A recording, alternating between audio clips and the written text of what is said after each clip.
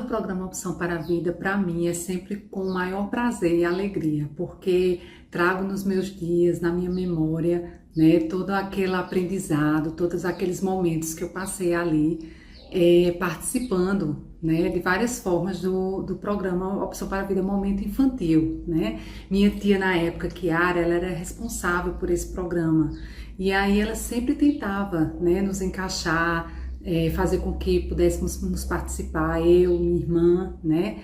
E aí acabou que eu, minha irmã, né, minha mãe, todos nós estávamos ali envolvidos de alguma forma nesse programa e foi algo assim que me marcou demais. Eu tinha 10 anos, né? E eu me lembro que ela decidiu, não, vamos colocar a Karine para fazer a abertura do programa Opção para Ver no Momento Infantil. Então eu me lembro com um vestido azul, segurando um bebê nos braços, né, uma boneca. E aí, a partir dali começou o meu amor, né, por esse programa. Participei de várias formas lá com as outras crianças, né, cantando, interagindo com os fantoches. Então foi algo que me marcou bastante, né, me trouxe muita alegria e aprendizado. Até hoje estou envolvida, né, com as crianças, ensinando a palavra de Deus. Sou professora da Escola Bíblica Dominical e tudo isso eu herdei a partir dali, né, vendo minha tia envolvida com tanto amor sempre que ela tinha com as crianças e a preocupação de levá-las a Cristo. Então, o meu desejo é que venham muitos anos ainda no programa Opção para a Vida, que muitas pessoas sejam alcançadas e transformadas pela palavra de Deus. Campina Grande, quarta-feira, 30 de abril. Hoje estamos deixando o mês de abril para trás. E eu espero que você, internauta, telespectador, continuemos juntos nesta jornada, todos os dias, ouvindo e recebendo a palavra de Deus em nosso lar, em nosso coração. Hoje celebra-se o Dia do Ferroviário e também o Dia Nacional da Mulher. Parabenizamos a todos os ferroviários e também a todas as mulheres pela passagem do seu dia. Dentro de instantes estaremos ouvindo o reverendo Ricardo Aragão. Ele é pastor, teólogo e também arqueólogo. Inclusive, no próximo mês de junho, dia 29 de junho, nós estaremos participando da excursão para escavações arqueológicas em Israel. Nós fomos agraciados, mais uma vez, de estarmos ali na Terra Santa, de 29 de junho a 14 de julho. Logo mais, ouviremos também uma belíssima música interpretada pelo pastor Paulo César, direto durante a realização do lançamento de mais um álbum do Logos. Ele estará louvando a Deus dentro de instantes. Antes, porém, eu quero informar a toda a sociedade campinense que no próximo sábado, às 15h30, o Departamento das Senhoras da nossa igreja estará realizando um encontro de mulheres. A entrada é franca. Então, se você desejar participar, sábado próximo, às 15h30, não perca. Prestigie. Para aqueles que não sabem, a Igreja do Calvário está situada às margens do Açude Velho, confluência com o Parque da Criança. Queremos também informar a todos os nossos internautas, telespectadores que residem em João Pessoa e em Campina Grande. Nós estaremos, durante esses próximos dias, oferecendo uma lembrança do que foi o nosso 34º aniversário do programa Opção para a Vida. Aqui são marcadores de Bíblia. Você, quando for ler a sua Bíblia, você vai ter a oportunidade de marcar. Atrás tem um calendáriozinho, certo?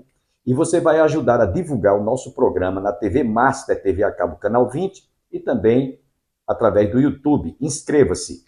Para aquelas pessoas que residem em João Pessoa, nós vamos estar à disposição colocando ali na entrada, na recepção, esse exemplar. Quantos quiserem, passe lá e você vai receber essa linda lembrança do programa Opção para a Vida.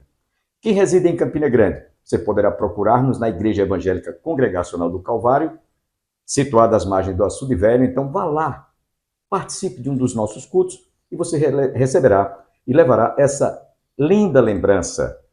Quando você for ler sua Bíblia, marcar. É um marcador de Bíblia. Então, agradecemos a todos que estiverem fazendo aquisição, até porque você vai ter a oportunidade também de lembrar sempre de orar pelo programa. Você vai ter também a oportunidade de nos ajudar a manter este programa no ar. Quero deixá-los agora com o pastor Ricardo Aragão. Ele é arqueólogo, e vai estar trazendo a primeira parte de uma mensagem ministrada durante a 14ª Conferência Teológica realizada na Igreja do Calvário.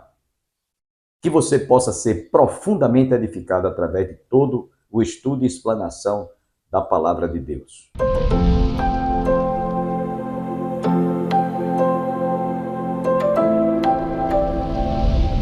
A 14ª Conferência Teológica, ela vai nos ensinar muito como o relato bíblico ele fica mais vivo quando a gente anda aonde a Bíblia foi escrita.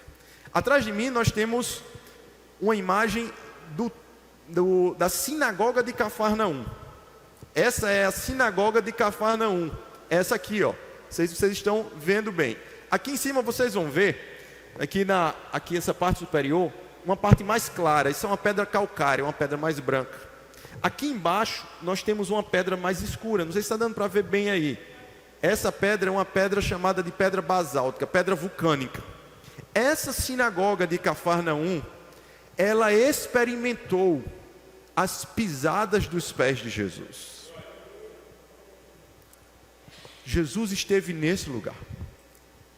Quando a gente lê a Bíblia, há um relato, um evento muito interessante, e eu quero mesclar um pouco, eu não quero ser muito técnico com a arqueologia, eu quero fazer com que a arqueologia e a Bíblia elas possam pulsar aqui juntas, caminhar juntas. Quando a gente lê essa passagem, a passagem que Jesus chega em Cafarnaum, ele desce do barco e ele vai caminhando até a casa de Jairo. Quando Jesus desce, chega o líder da sinagoga e diz: mestre, minha filha está doente. E Jesus vai no caminho, e no meio do caminho a multidão vai interrompendo, alguns vão espremendo e comprimindo, até que uma mulher toca nas vestes de Jesus, a mulher do fluxo de sangue. Depois que Jesus cura aquela mulher, chegam alguns da casa de Jairo e dizem o seguinte: não importune mais o mestre, a sua filha morreu, ela dorme. E aí Jesus disse a Jairo o quê? Crê somente. Não dê ouvidos, crê somente. E Jesus vai com Jairo até a casa de Jairo. Mas sabe o que é interessante dentro da arqueologia? É que do local onde Jesus desceu, no porto ali, no mar da Galileia, onde ele desceu do barco, até chegar no templo, na sinagoga de Cafarnaum, não dá 50 metros. Em menos de 50 metros, Jesus desce do barco, há uma estrutura próxima ali ao porto, ao antigo porto de Cafarnaum, que parece uma coletoria de impostos. Quem é que era coletor de impostos entre os apóstolos? Mateus, que provavelmente então servia ou trabalhava lá, coletava os seus impostos, porque é como uma alfândega, desce, vem com os peixes, primeiro você paga o imposto, depois você vai vender a mercadoria. Jesus não caminha 50 metros, ele é interrompido pela mulher do fluxo de sangue, opera um milagre. Depois ele completa a jornada de mais ou menos 50 metros, e ele chega na casa de Jairo. A pergunta é: onde era a casa de Jairo? A arqueologia mostrou, pastor Bosco, que atrás da sinagoga de Cafarnaum tem várias casas, né? Tem os resquícios de várias casas. Você não vai ter o telhado, você não vai ter o teto, só a parte do chão, os alicerces, né? A parte baixa da casa. Mas existe apenas uma casa atrás da sinagoga de Cafarnaum, que ela tem estrutura para uma casa de primeiro andar, e é uma casa maior do que as outras. A pergunta é: de quem é essa casa maior do que as outras, mais proeminente do que as outras, que fica atrás da sinagoga de Cafarnaum? Muitos vão afirmar que provavelmente essa casa pertencia ao chefe da sinagoga. Quem era o chefe da sinagoga no tempo de Jesus? Jairo. Talvez aquele tenha sido o lugar aonde Jesus ressuscitou aquela menina. Isso só com essa imagem aqui, essa casa fica aqui atrás, ó. Não sei se vocês estão vendo aqui, ó, se eu estou na frente de alguém, aqui atrás fica essa casa. Então nós temos evidências arqueológicas que jogam luz e que reforçam a verdade das Escrituras. Mas eu quero falar um pouco para vocês mais sobre a arqueologia. Bem, nós temos aqui uma outra casa em Cafarnaum. Lembra que Jesus morava em Cafarnaum? Jesus nasceu em Belém, fugiu para o Egito, depois foi para Nazaré, porque quando Herodes morre, o filho assume, então José, advertido, tendo medo, vai para Nazaré. Ele é criado em Nazaré, de onde vem se chamar Nazareno. Mas quando Jesus começa o ministério dele, ele não fica em Nazaré. Jesus vai residir em Cafarnaum. Cafarnaum é o berço do ministério de Jesus. Cafarnaum é o local onde Jesus operou muitos milagres e era de onde ele caminhava e partia com seus discípulos. Isso aqui, essa estrutura que está aqui atrás, é uma casa. É uma casa. E a tradição, pastor Bosco já deve, essa aí ele conhece muito bem, a tradição vai mostrar que essa casa pertencia ao apóstolo Pedro. Ao apóstolo Pedro. O que a gente está vendo aqui é o local, essa casa aqui é o local aonde Jesus morou por muitos anos. Se os homens calarem, até as pedras clamarão. Como é que a gente sabe disso? Como é que a gente então consegue discernir que essa casa pertencia a Pedro? Ao longo da história, foi criada uma igreja, os cristãos se reuniam nesse lugar para adorar o Senhor. Depois passaram gerações e essa tradição foi passando, até que essa estrutura que vocês estão vendo aqui em cima de concreto, é uma igreja cuidada ou construída pela Igreja Católica, como um local sagrado, por ter nesse lugar a casa de Pedro, por ser esse lugar a casa de Pedro. Então, ao longo dos séculos, a tradição sempre foi passando que esse lugar aqui era o lugar da casa de Pedro. O que me chama a atenção aqui é que a arqueologia bíblica, então, ela vai confirmar os eventos bíblicos. Esse é o primeiro propósito da arqueologia bíblica. Ela confirma, ela reforça, ela lança luz sobre os eventos. A segunda função da arqueologia bíblica é ampliar, é complementar a compreensão do texto bíblico. E eu vou mostrar para vocês ainda hoje. Nós teremos uma passagem bíblica que é esclarecida por um achado arqueológico. O muro da separação, que Paulo fala lá em Efésios capítulo 2. A arqueologia também serve para contextualizar a passagem bíblica. Amanhã nós aprenderemos sobre os manuscritos do Mar Morto, aprenderemos sobre o batismo de Jesus, que também é um evento arqueológico, aprenderemos sobre o barco no qual Jesus navegou e também sobre a pousada, aquela parábola da pousada do bom samaritano, lembram? A parábola do bom samaritano, ali tem uma evidência arqueológica. Eu vou tentar condensar esses quatro achados arqueológicos dentro do tempo, de manhã, então não percam. E amanhã à noite, eu já vou dar o spoiler. Existem duas pedras, uma com uma inscrição e a outra como um ossuário, que estão clamando, dizendo: Ele vive, Ele vive, Ele vive. E amanhã à noite nós iremos então ter um momento de pregação com arqueologia, juntamente na passagem do Getsemane, quando Jesus está no Getsemane, pegando essas duas pedras, mais o que acontece lá com Jesus. Então, convide as pessoas, chame os irmãos, para que nós possamos estar juntos. Então, a arqueologia bíblica ela serve para confirmar, complementar e contextualizar a passagem bíblica. Ela vai reforçar isso. Mas eu quero avançar aqui com vocês. Eu não sei se eu avancei aqui no slide, mas eu não avancei aqui no meu slide.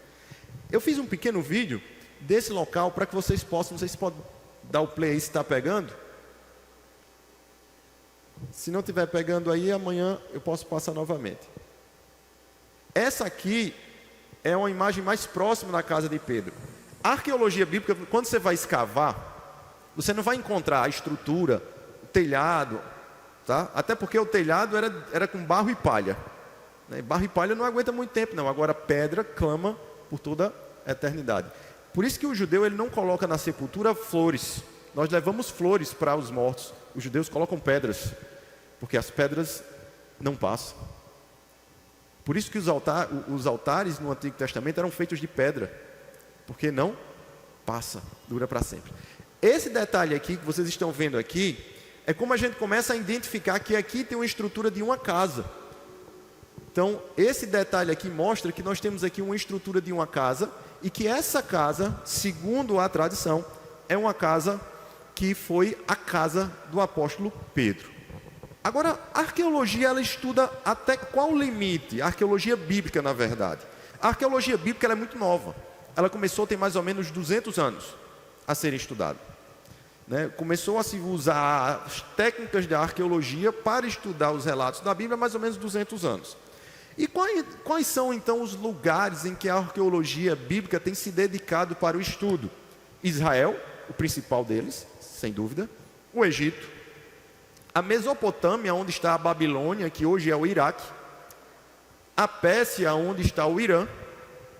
A Jordânia, que é do outro lado do Jordão, aonde tem o local que João Batista batizava, onde tem outros lugares bíblicos, que tem passagens bíblicas que também aconteceram lá, eventos bíblicos que aconteceram lá, e a Turquia e a Grécia, juntamente com a Itália. Turquia e Grécia é onde se desenvolveu toda a igreja do Novo Testamento, do ministério de Paulo. Você vai ter lá Laodiceia, Éfeso, Tiatira, Sardes, Pérgamo, tudo é Turquia, Ásia Menor. E você vai ter a Grécia, também um local de estudo da arqueologia bíblica, porque lá tem Atenas, tem Corinto, tem a Macedônia, tem a igreja de Bereia. Então tudo faz parte ali da Grécia e todos esses locais fazem parte então do estudo da arqueologia bíblica.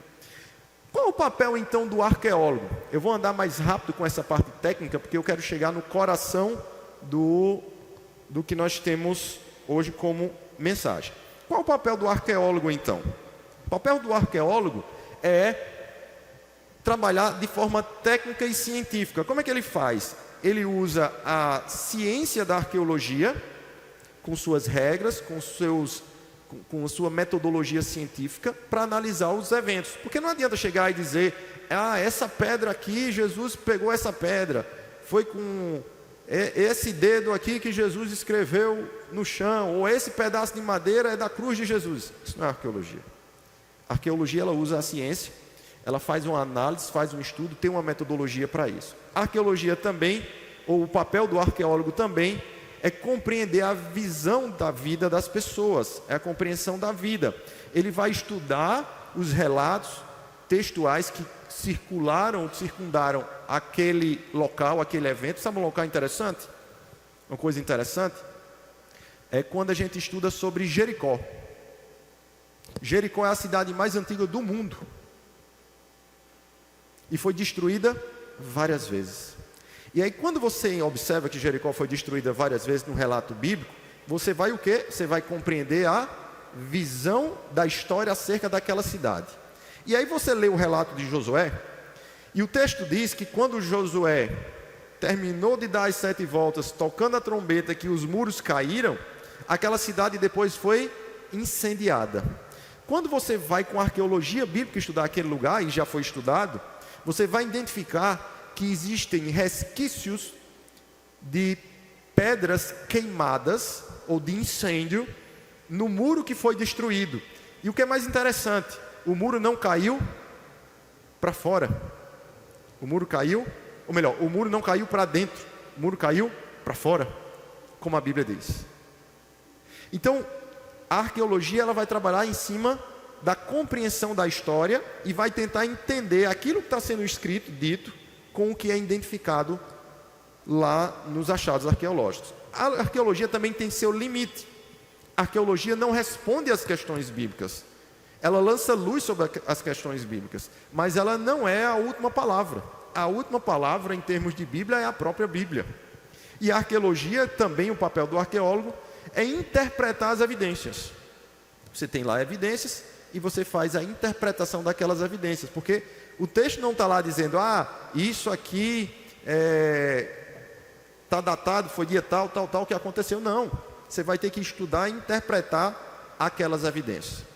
Mas o que mais chama a atenção dentro desse processo é que existem áreas de estudo ou objetos de estudo da arqueologia. Um deles é o que estudam as moedas. O que foi que Jesus disse quando ele foi interpelado sobre o pagamento dos impostos. É lícito pagar tributo a César? E aí Jesus diz: me dê uma moeda. E aí entrega uma moeda para Jesus. E aí Jesus diz o quê? Dai a César o que é de César, e dai a Deus o que é de Deus. A arqueologia tem uma explicação para isso? Por incrível que pareça, sim. Uma das áreas da arqueologia, chamada numismática, é o estudo das moedas, que fala muito sobre isso. Só que essa moeda que vocês estão vendo aqui, ela é a moeda que tem a imagem de César. César Augusto era o imperador romano. Jesus pega essa moeda com a imagem de César e diz: de quem é essa imagem aqui? Eles dizem de César. Aí Jesus diz o quê? Dai a César o que é de César e a Deus o que é de Deus. Por que Jesus diz isso? Há um detalhe nessa moeda que faz toda a diferença. Aqui está escrito em grego um nome chamado Sebastos. Sebastos significa divino, adorado. O que Jesus está dizendo é: se vocês são de César, adorem a César, mas se vocês são de Deus, adorem a Deus. E é interessante porque isso é uma área de estudo da arqueologia. O segundo aspecto que a arqueologia estuda, ou a segunda área, ou objeto de estudo da arqueologia, são os ossos. Análise dos restos mortais. Não tem como. Um esqueleto fala muito, ainda morto, fala muito. E esse aqui que nós estamos vendo aqui, especialmente esse aqui, ele tem um prego. Ele tem um prego cravado. Isso é um osso do tornozelo. Esse foi o primeiro achado arqueológico de uma pessoa crucificada do tempo de Jesus. Por quê? Deixa eu explicar para vocês. A pessoa que era crucificada, ela não tinha dignidade. A crucificação não era apenas o pior meio de matar uma pessoa, mas era a forma mais desonrosa da época para desmoralizar uma pessoa. Era a crucificação. Por isso que Paulo vai dizer, é loucura para os gregos, né? É escândalo. Por quê? Porque a crucificação era a forma mais vergonhosa. Como é que ele é o rei, ele é senhor, e ele foi morto numa cruz? Então, o que é que tinha de grande dificuldade na arqueologia? É que ninguém enterrava um crucificado. O crucificado ele não era enterrado. Ele era jogado na vala. Tem um local em Israel, entre o Monte das Oliveiras e o Monte do Templo, o Monte Moriá, que é o Vale do Cedron, que você está no Monte das Oliveiras, você desce, sobe o monte, está o Monte Moriá onde fica o templo. E aquele vale circula praticamente toda aquela área. O Monte Jerusalém ela fica em cima de uma montanha. E tem um local lá chamado Gen Rinom, de onde vem a palavra Geena, lá de Apocalipse. Esse lugar era o local onde se jogava o lixo da cidade, se queimava o lixo. E aí a ideia do fogo que não se apaga, porque todos os dias se queimava o lixo lá. Ao mesmo tempo, esse lugar também era o local desses indigentes. Eles eram lançados para perecerem lá.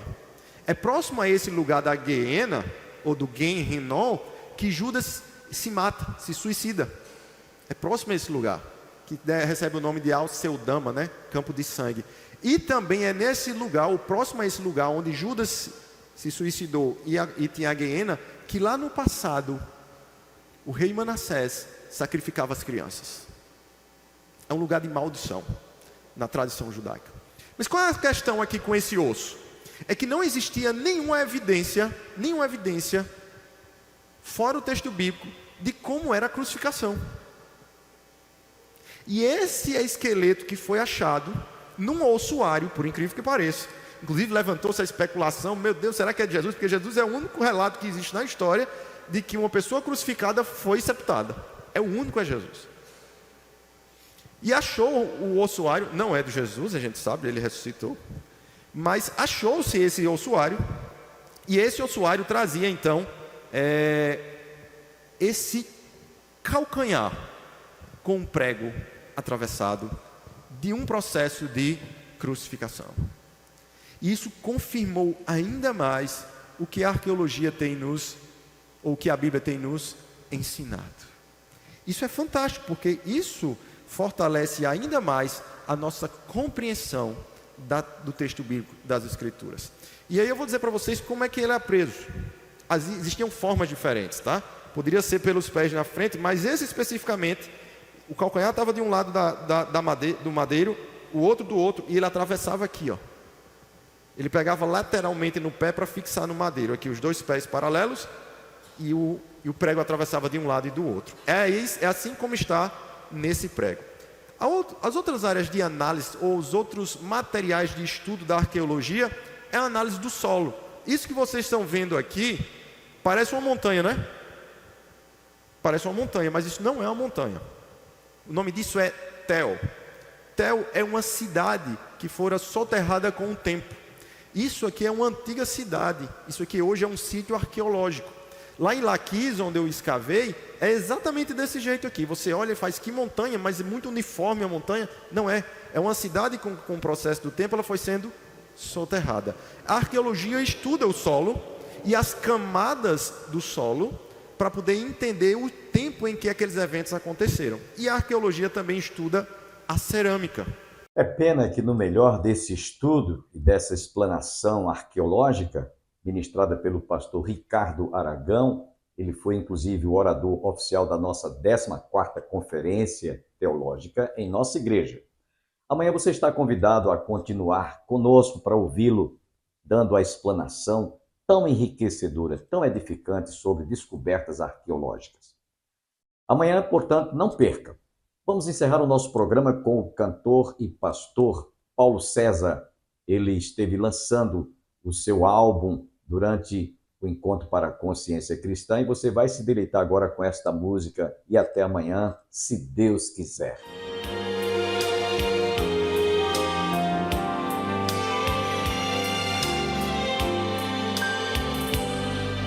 Ó Pai, eu queria tanto ver o meu Senhor descer, vindo me encontrar. Eu posso até imaginar a refulgente glória do Senhor Jesus, transpondo as brancas nuvens no mais puro azul, onde nem sul, nem norte existirá,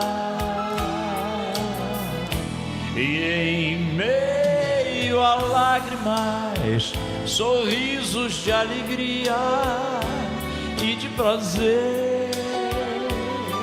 Eu que era cego agora posso ver, contemplar, enfim. Por isso eu canto glória, glória, glória ao autor da minha fé. Glória, glória ao autor da minha fé.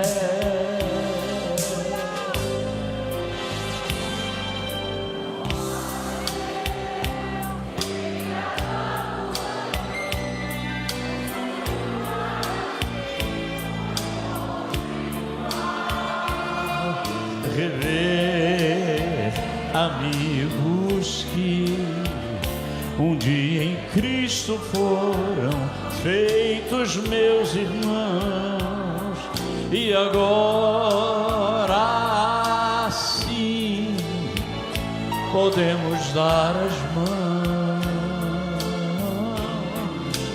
pois temos todos um somente um só Senhor. E eis o consolo que envolve a minha vida, o meu Senhor Jesus, que foi morto, sim, naquela cruz, voltará, enfim. Por isso eu canto glória, glória, glória ao autor da minha fé. Glória, glória ao autor da minha fé.